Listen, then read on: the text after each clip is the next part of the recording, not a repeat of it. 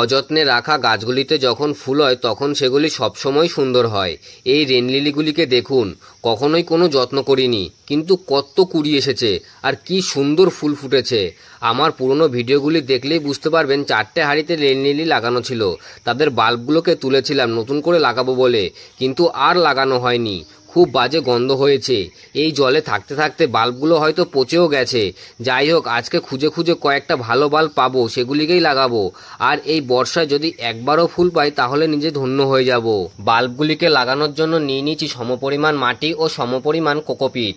ভালো করে মিশিয়ে নেওয়ার পর এবার টবে ভরে নেব। প্রথমবারে শুধু টবের 80%ই মাটি ভরবো আর ওপরের দিকটা ফাঁকা রাখবো। আর তারপরে প্রেসার দিয়ে মাটিটাকে আরেকটু নিচের দিকে নামিয়ে দেব। এর ফলে রেন লিলির বাল্বগুলি মাটির ওপরে খুব ভালোভাবেই বসে যাবে আর মাটিটাও বেশ শক্তপোক্ত থাকবে। এইবার এই বাল্বগুলিকে মাটির ওপরে বসিয়ে ফেলার পালা।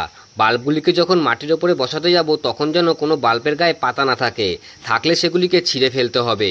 আর যদি বাল্বের গায়ে নোংরা থাকে সেটাকে ভালো করে পরিষ্কার করে তারপরেই বসাবো।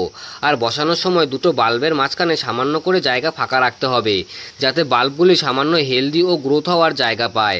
আর একটা জিনিস নজর রাখতে হবে, সেটা হলো বাল্বগুলি যেন পড়ে না যায়। সবসময় দাঁড় করিয়েই বসাতে হবে এই বাল্বগুলিকে।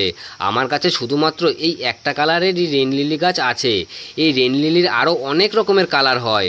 তোমাদের কাছে যদি অন্য কোনো কালারের এই রেন লিলি গাছ থাকে তাহলে কমেন্ট করে জানাবেন কি কি কালারের গাছ আছে।